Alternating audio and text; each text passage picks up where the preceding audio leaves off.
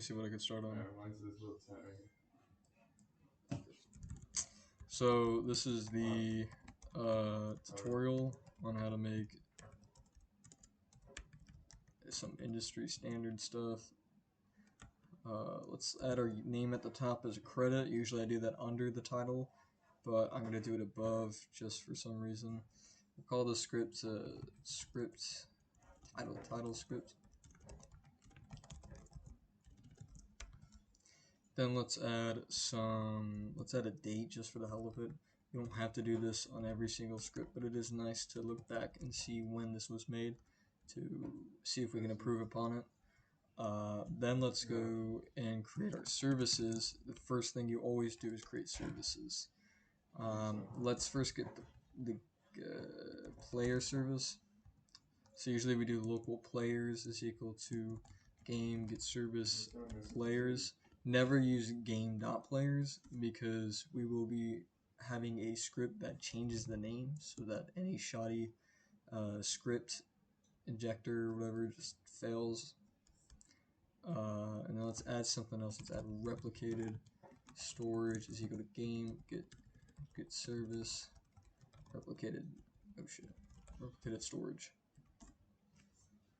And then let's add our variables. Sometimes we'll call them variables, sometimes we'll call them values. Usually we can organize these in other ways. I usually just call them like let's say we have a system, call it a system or something like that, a bar system or a part like a Partius, maybe that's our part name. And so we'll have a new instance called local Partius is equal to instance.new part. And then we'll change the part Partius color to color 3.new.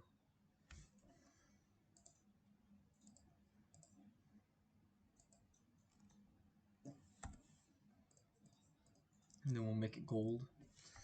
And then Partius will reside in the workspace, but how we can do that is we can go to here and do comma workspace, lowercase w, not higher case.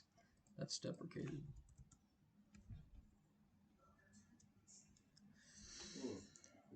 Let's make sure Partius is anchored and that Partius cannot be collided with. Can collide.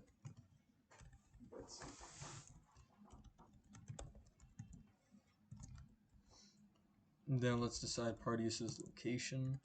Dot position is equal to 0, 1, 0. Actually 1, 1,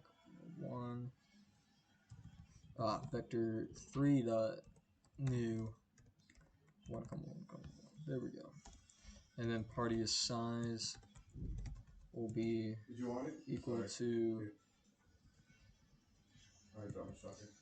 vector 3 dot new 5, 3, 9. There we go. Actually, I want this to be 4.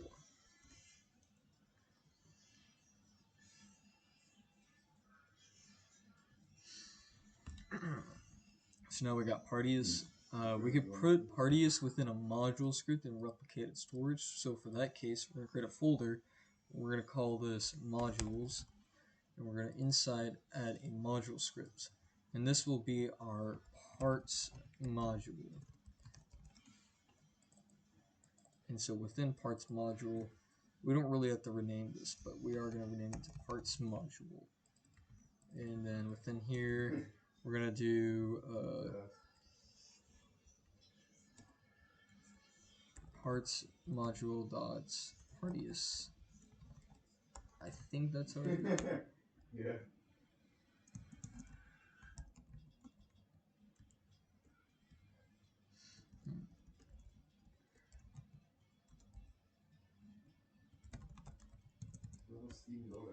So now we created a new table, and within the table we are going to list all of the colors and everything that Partius will have.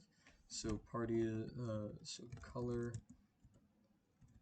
here we're actually edit Partius color is equal to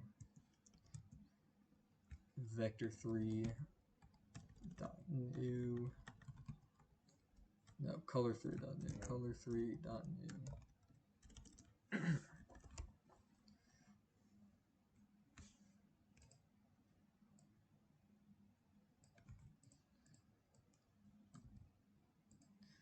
Right.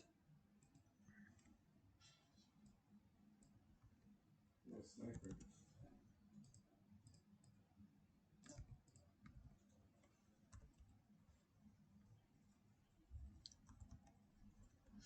Now I'm not sure if they'll be able to store that value. And now let's do Partius name is equal to a string named Partius. Done.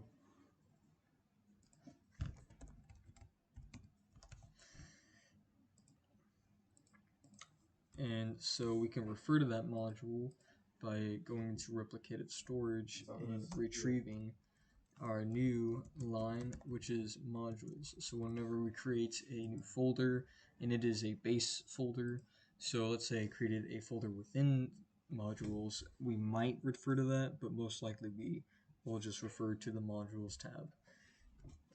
Local parts module is equal to require. We always do this for a module.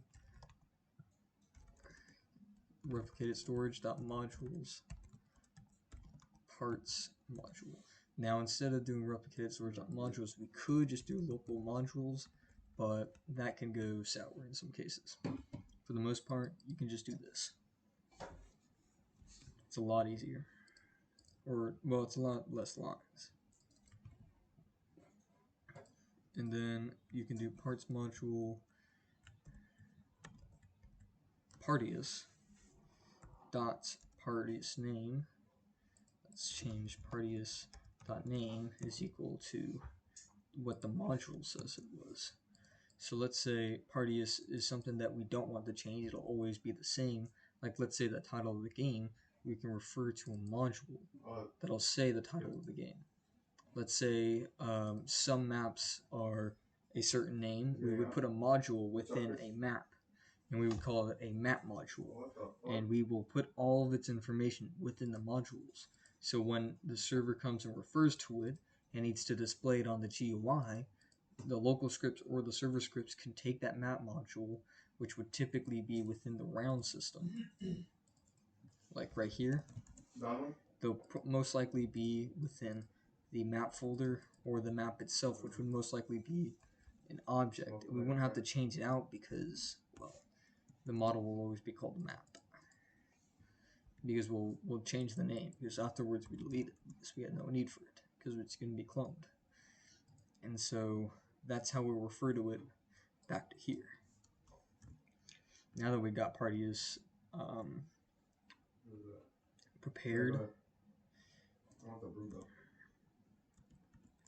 Partius module, parts module,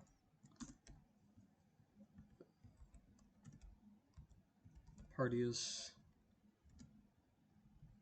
dot Partius color, and so you can also do that. So that's how you can refer to some of them if they have a space, and we will see if that throws an error. So now let's start with our functions. Let's say local function place Partius, and we will do clone Partius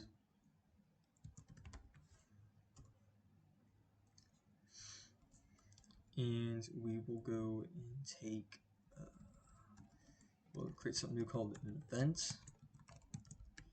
and essentially it can either be a loop or local players on the player added dot players.player add connect function we'll add a function down here, even though this is not what we usually like to do. We're going to do this because we want to add another function within inside that function. And we're going to refer to the player as PLR for now, because it's fine. PLR, enter PLR dot character added, connect function. And so now we have the character added, CHR.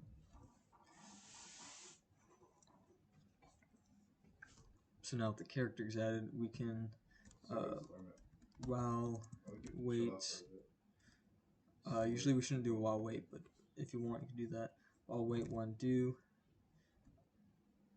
clone party is CHR.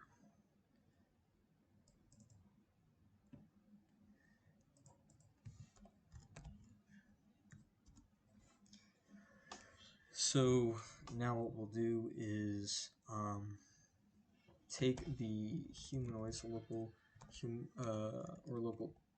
humanoid root part is equal to CHR dot find first child humanoid root part. If humanoid root part, then so if there is a humanoid root part, so if it's basically not nil, it'll return this. Else, warn.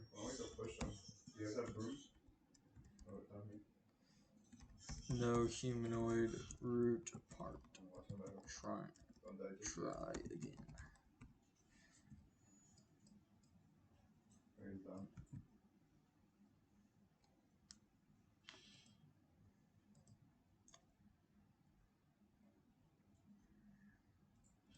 Now we will actually clone the part after we verify that there is a humanoid root part. So local part clone or Partius clone is equal to Partius dot or clone function enter and Partius clone dot parents would be equal to the workspace again, which we could probably include clone workspace. Should be able to do that.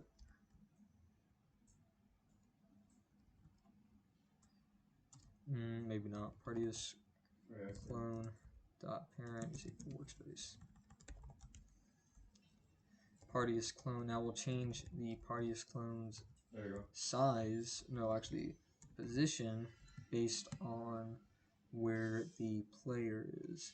So humanoid root part dot position. We can also use world position, but for now we're just going to use position because they're both subjects of the world and they're both rooted to the world. Let's see what would happen if we play tested it. Let's see what would be the first thing to break.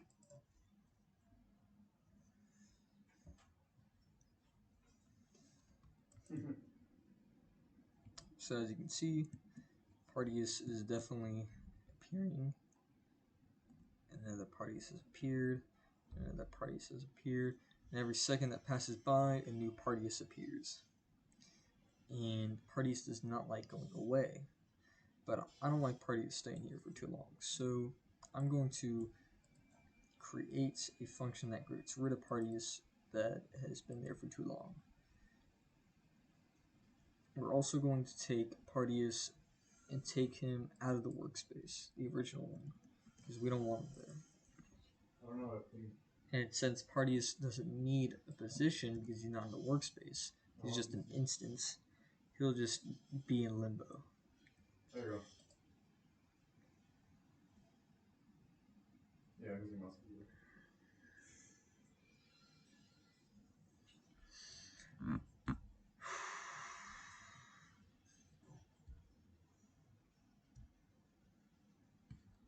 Take it.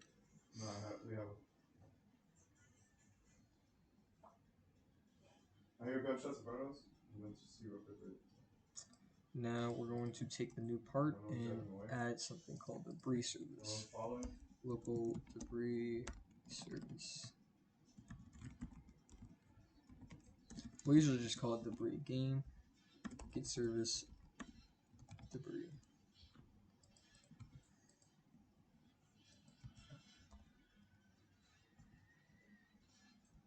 Add item Partius clone. Comma, What's up? and then the lifetime Partius would have. We're gonna go fuck him up. Now Partius would only live for 4 seconds before he's destroyed. Now we have a trail of Partius, a very basic one. Now let's get a little bit more fun with it. Partius will die after 3 seconds. It only left a lifetime of 3, but the increase would be by 1/10 of a second. Oh, yeah, bro. It'd be 10 times faster this time. So we're going to walk around and see the monstrosity that will unfold. So Partius is very active now. So we can kind of create a castle with Partius right here. So just stand here. Now we got this forming up. So like a building. Eventually that all disappears except for one. So that's sort of a layout of the industry standard, what you can be able to do with it. This is only for our studio, and this is just a basic sort of overview of what you are supposed to do. You're supposed to create services, you're supposed to create stuff like this. Partius, where you would use module scripts to store some more static data, while there are other ways to store more vibrant data. Let's say we want something to be displayed. Usually we would do config. We would call this, let's say, round config. And within round config, we would add a value, a Boolean value. And we would say in round, and if it was true, we'd say yes. If not, it was not. And the server script would be able to change that to be able to host that. And so how we can read our scripts is we can go back and reference to all of the parts. So we can go back to events, to functions, and change these individually without having to change the entirety of the script. Obviously, that's like with every script, but the idea is that we put them in these blocked zones. Some scripts are very buggy. They don't utilize comments well. This does utilize comments well. And if we ever needed to explain something, this creates the instance. We do it like that. This creates the Partius instance. And so this would be basically the same thing with maps. Around systems, this would be a basic framework. This would be the events. So this would trigger how things would change within the scripts, and the scripts themselves would be basically ran until they're changed from an outside factor. Let's say everybody dies. Then let's say it hits the function. Like if a team changed within the round, so players or teams technically, we'd have to create a new service. That's why we can just go up here and just create a new service. Equal teams, take the game, get service teams. Then we can go back here, teams dot green team dot player added. It's going on waves because it might be transferred.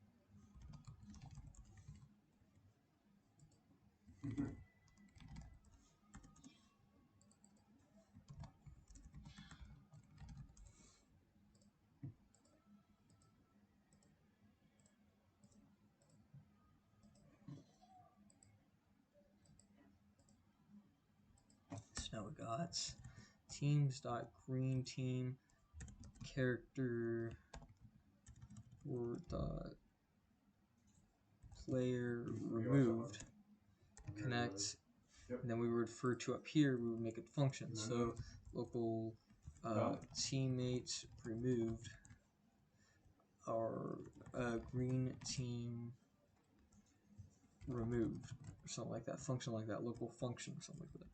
Or sometimes we'll do it down here because there would be a lot of functions up there. We would represent them all down here. I'm lagging like a motherfucker. And essentially we can do it so that if a teammate is removed from a team,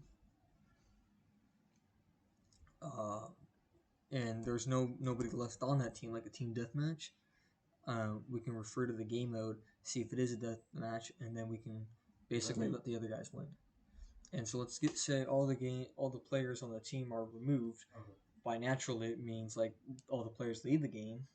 Then we can do a system where the other team again automatically wins, probably because there's no opponents left to fight. So, yeah. And then the dead team can be reserved for those who have died, which means they would not get the winning rewards of the game. So if you're on the dead team, when the game ends, you would not receive rewards. But if you're on the green or the red team, you would. Reposition. Or if you ever were changed to the dead team, you would. It's easier. Anyways, if you were ever on the dead team, you would lose your value. So in case an exploiter tries to go in and switch back to the dead team, they can't. Alright, anyways, that's mostly it. Pretty simple. Alright.